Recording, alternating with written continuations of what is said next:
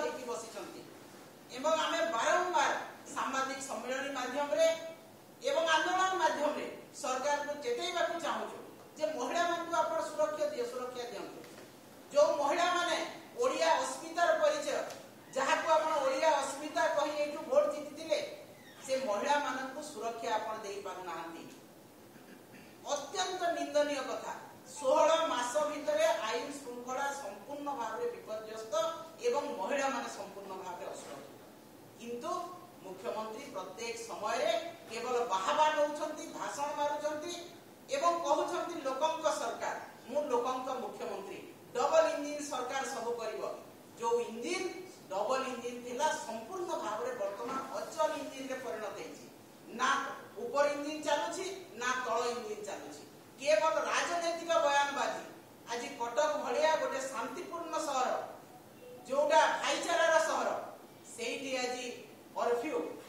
एवं आज सांप्रदायिक दंगा कोन पाए आपण कोठी अछंती आपण राजनैतिक प्रचार रे गलेनी नुआपड़ा जो दिन निर्वाचन कमिशन घोषणा करुछंती नुआपड़ा निर्वाचन हबो सेही समय मुख्यमंत्री जेकी निर्वाचन प्रचार करुछंती एवं 1100 कोटी टंका घोषणा करुछंती एटा कोन जेते बेले आपन को निर्वाचन प्रचार आरंभ होउची सेही समय निर्वाचन कमिशन को होउची निर्वाचन तारीख घोषणा करुची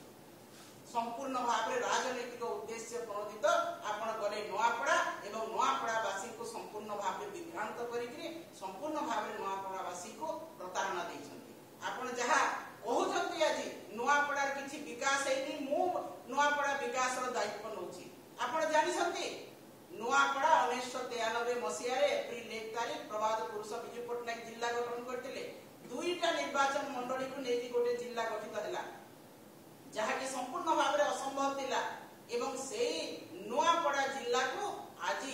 हमर प्रिय नेता नवीन पटनायक महोदय पूर्वतन मुख्यमंत्री समस्त प्रकार सुविधा करछंती आज नुआपड़ा को देखिले पूर्व ओडिसा कोनसी गोटे भल डिस्ट्रिक्ट भलिया जणा पड़छि जाको अनुन्नत जिला बोली कि लोके कहउथिले ताको संपूर्ण भाव में उन्नत जिल्ला रे नवीन पटनायक परिणत करछंती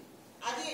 5T स्कूल कराहिछि प्रत्येक हाई स्कूल को आज कॉलेज निर्माण कराहिछि आपण जदि देखिबे जिला मुख्य चिकित्सालय आपण देखिले आश्चर्य